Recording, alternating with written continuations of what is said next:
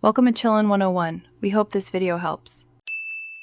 You start by verifying service eligibility and physical SIM health.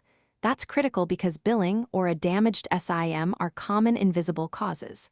Once done, power cycle the handset and reset the SIM to force re-registration with the V.I radio. Make sure to glance at outage reports or community channels. If V.I is down regionally, further tweaks won't help. If the SIM works in another phone, you've narrowed the issue to the device rather than the network.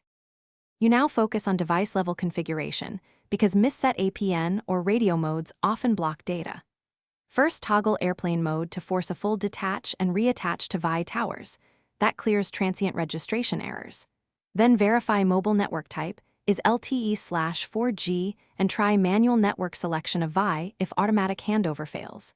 If data still fails, reset the APN to V.I defaults or re-enter the carrier APN exactly. This ensures correct PDP context and DNS resolution for internet access. You finish with deeper remediation.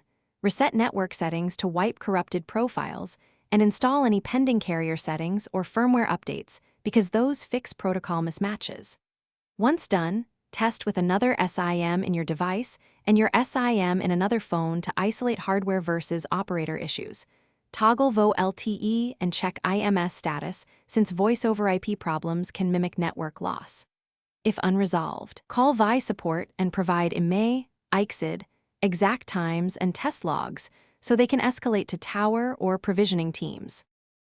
Thanks for watching. Consider subscribing if we helped you.